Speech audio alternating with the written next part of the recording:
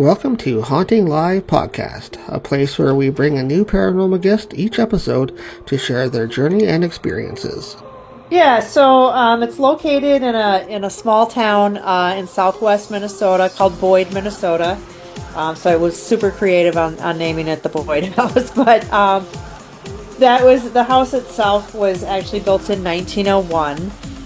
But the main family that we can find information on is the Eckert family, who moved in there in 1912.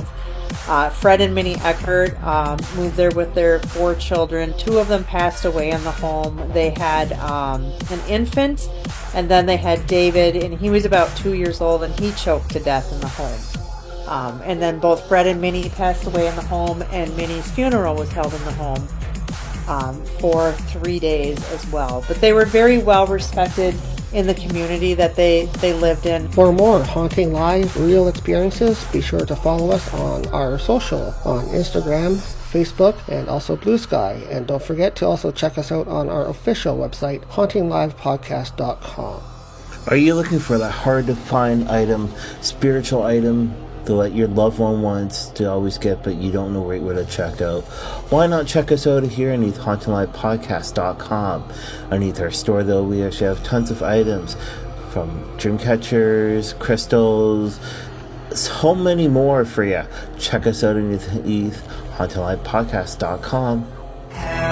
Check out Divine Oracle Podcast with your hosts, Gypsy Lady Eva and Brother Chris, as they discuss spiritual topics and current events. Sit back and listen. I mean, popping.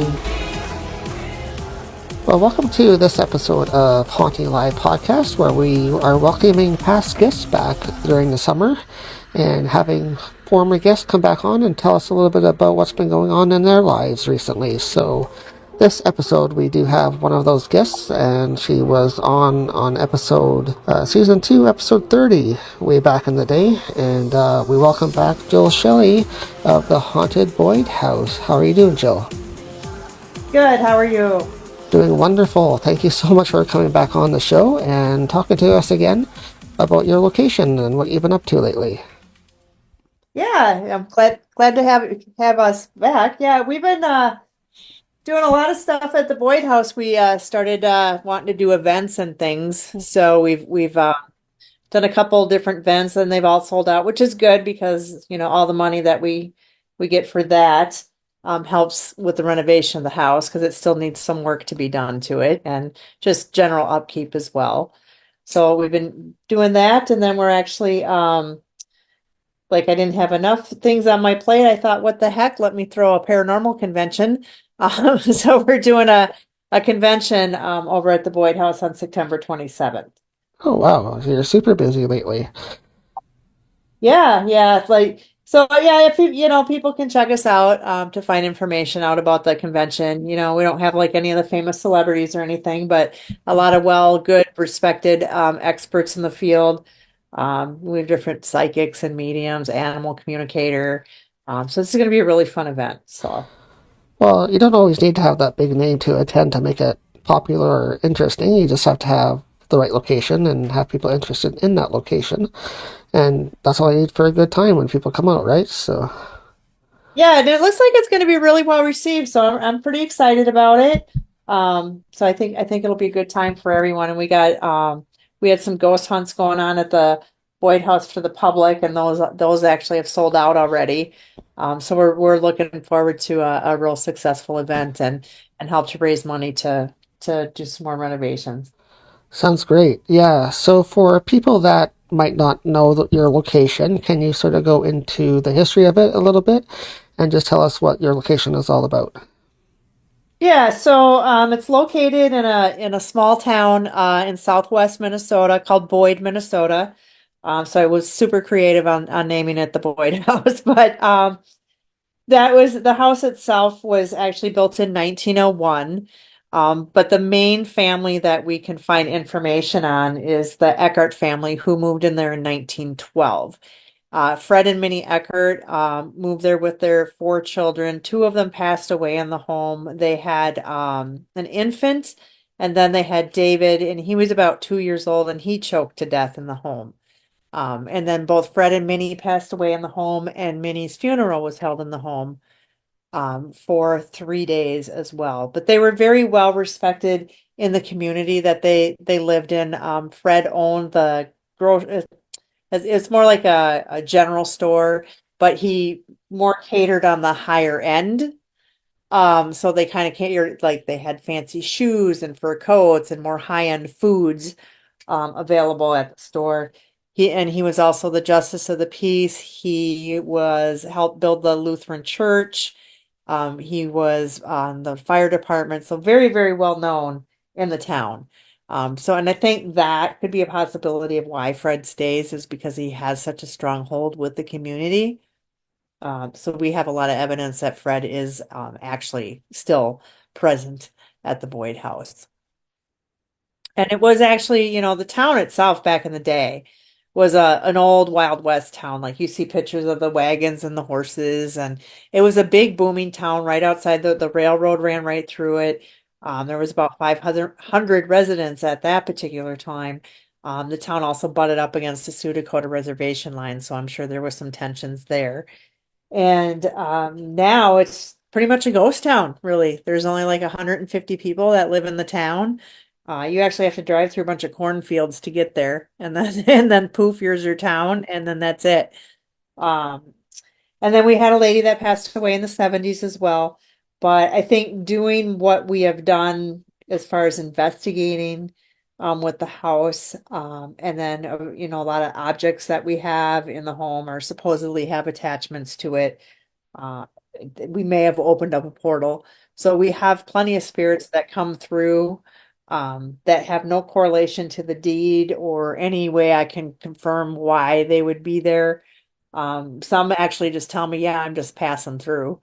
So it's you just get a whole gamut of stuff. But everything we don't have nothing like evil or malevolent. I think everything is very intelligent and very excited to talk to people and engage. So we do get quite a bit of people with many, many different experiences that they have.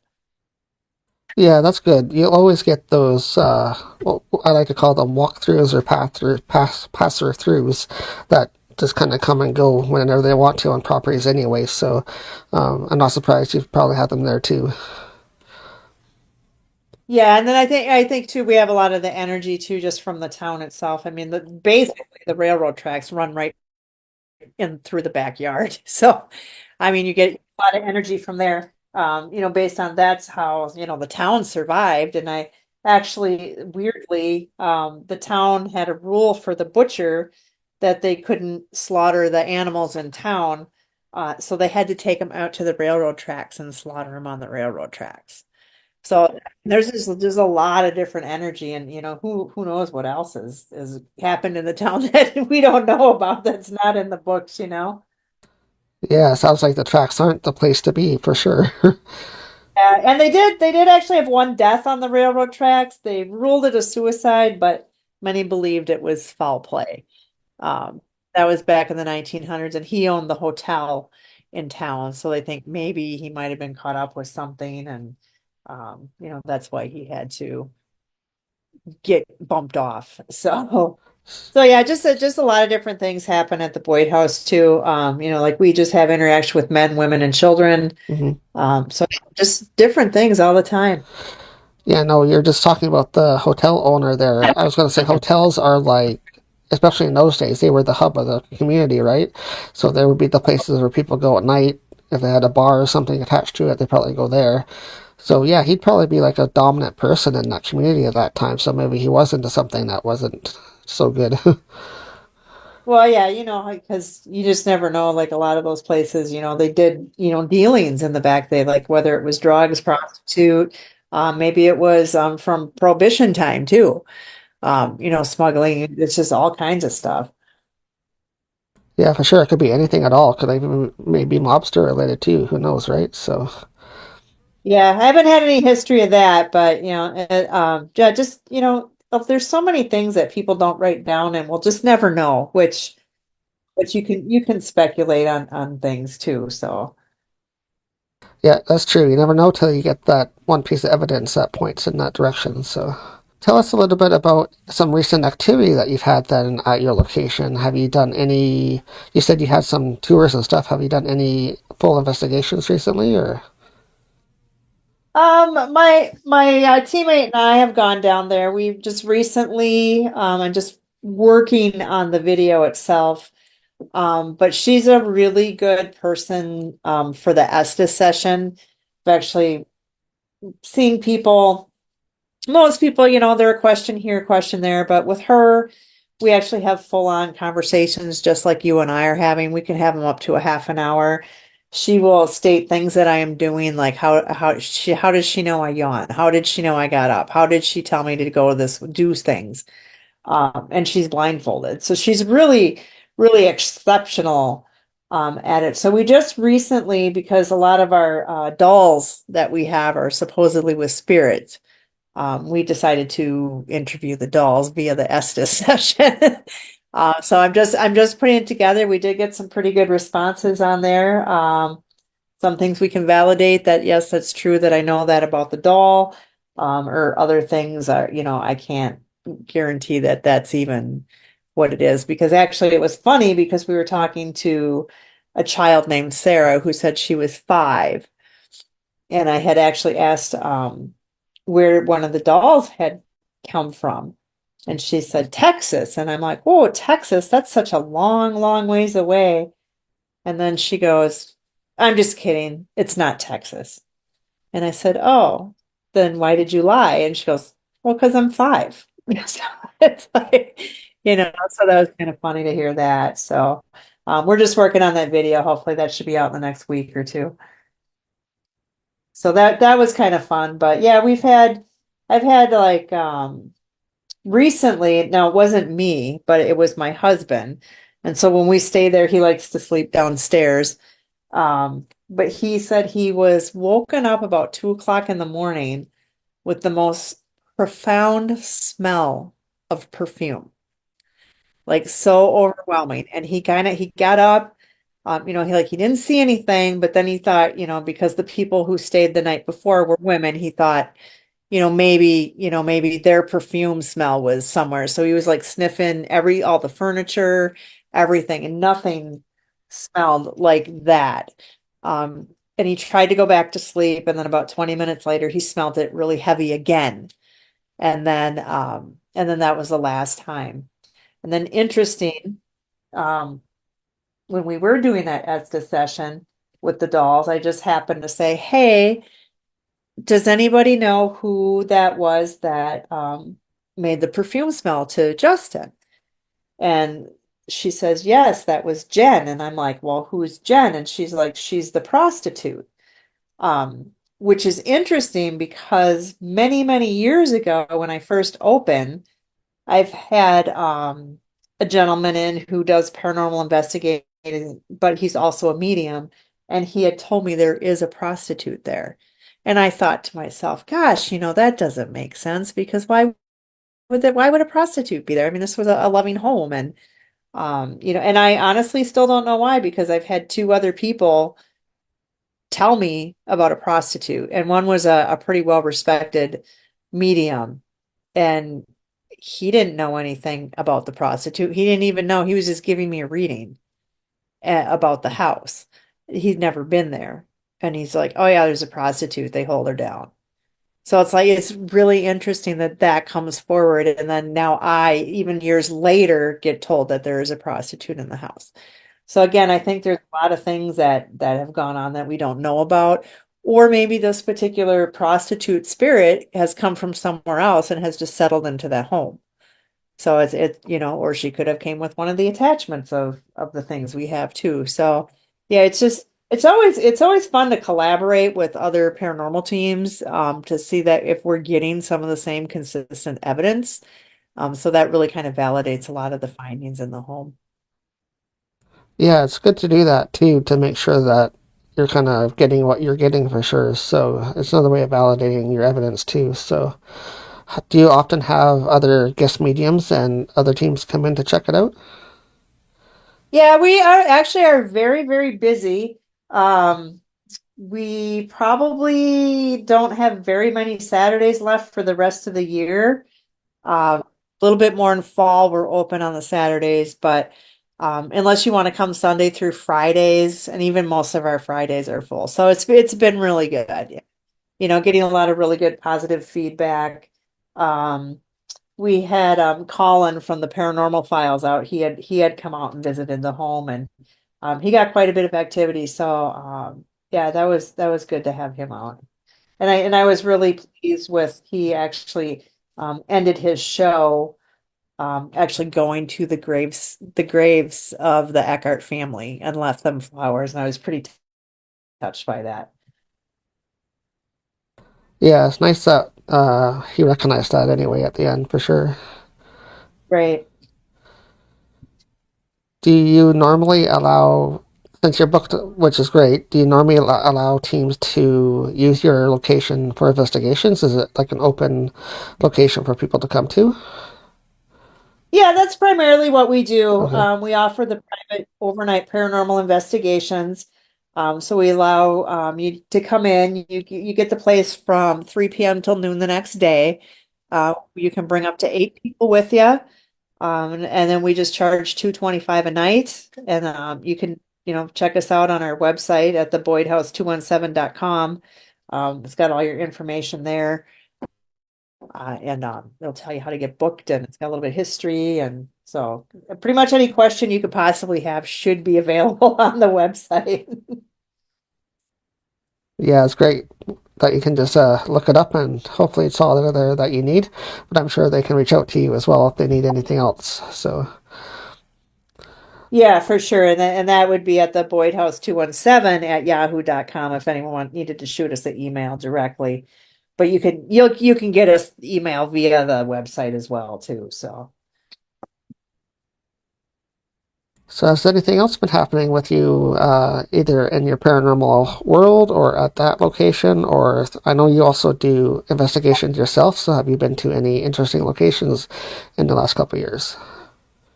well, our team's kind of been a little limited. Everybody's kind of had a change of lifestyle, of course, and then me with busy with the Boyd House and the conventions and those kind of things. We do try to do one trip a year, and this year we have planned. There's a new place that opened up. They don't really technically have a name, but it's in Berlin, Wisconsin, and it's like a 4 for 1. It's kind of nice because it's a school, a convent, a rectory, and a church. So it's like a 4 in 1 deal. So it's going to be a long night and a lot of walking. So we're going to do that up in July. So we're pretty excited about that. Um, Other than that, we're just kind of pretty much try to just investigate at the Boyd House. And then I also purchased a Masonic Lodge that is haunted as well in Keithsburg, Illinois, that is also open for paranormal investigations. What made you decide to get a second location then? Well, it was kind of fun doing the Boyd House and getting it all redone and all fixed up. And I kind of wanted to try my hand at a bigger location. I wasn't planning on it being in Illinois, being as I lived in Minnesota, but I just had this, when I saw the pictures, I just had a really good feel like, oh my gosh, this building is definitely it. So we went and took a look at it, and structurally, obviously she needs work, but structurally she's sound. And we got a couple of EVPs just on our initial walkthrough during the day, and then the building had been abandoned for I think 4 or 5 years. Nobody was in it. Nobody's been done. So I thought that's pretty good having no energy. That I got a couple EVPs. One was like, I see you. And then the other was like a little kid said body. And I thought to myself, well, gosh, that's weird. Like, why is there a kid here at a Masonic lodge? That's kind of different. And now that I've bought it and done some history on it, it turns out that it was built in 1861. That was the Arlington Hotel from 1861 to the 1900s and was used as a brothel as well. So, and then in 1900s, it became the Masonic Lodge and ran that up until 2010. And then somebody bought it to make an event center out of it, and then they never did nothing with it. So, and then I bought it from them. Yeah, so that would make So I, sense if it was used as different things like that, that there would be different energies in there now still. Yeah. yeah, and we've had a lot of people come forward and who live in town that have had experiences at the lodge. Um, we had a former Mason come, and he, after his introductions, his first words out of his mouth was, "Have you seen her?" And I'm like, "Who?" And he's like, "The lady in white. She wanders the halls. I've seen her multiple times when I'm here cleaning by myself." So he said that, and we've had another lady that had said she had walked in and saw a woman on her hands and knees scrubbing the floor. They actually said hello to each other, and she walked into the kitchen to her friends and just said, "Oh my gosh, who's scrubbing the floor? I didn't recognize her." And they're like, "There's no one out there." So of course they went out there, and there's nobody there.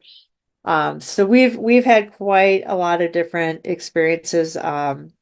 I just opened it up, like it's only been open for, this is going on its second year now for investigators, but the people that have been there have had a lot of really amazing experiences. They've seen shadow figures, people have been touched, audible voices, a lot of equipment interaction. And what I like about the equipment interaction at the lodge is that we do not have power at the lodge.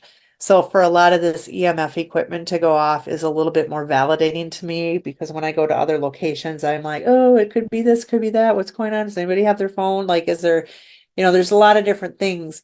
But not to have any power, um, kind of like, to me, just makes more of a valid point. But I know I had the EMF tripwires one day, and I was just there by myself. I was the only one there, and I had book. I have a lot of Masonic things that have been donated to me, but I had a prayer book, from the Eastern Star, which is the female version of the Masonic Lodge, which this particular lodge was used for both. So I had the Eastern Star and the Masons.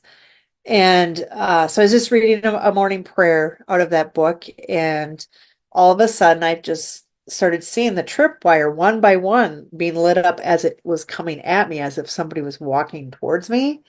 And I could just feel this rush of energy.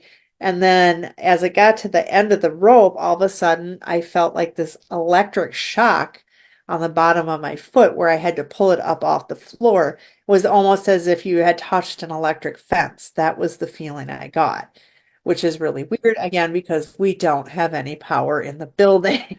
So you could just definitely feel that intense power. And it happened another time upstairs in the Grand Lodge, where I was again up by myself, and I could hear, one of my REM pods was going off, and then my other one, and they were just acting weird. So I was like, "Oh my gosh, if you guys are doing this, like, can you just let me know? Like, I don't know if I'm having a problem with the equipment, or is it you guys?"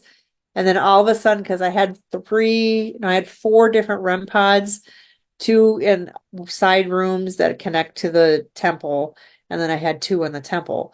And then once I said that, like seconds later, every single one of those lit up.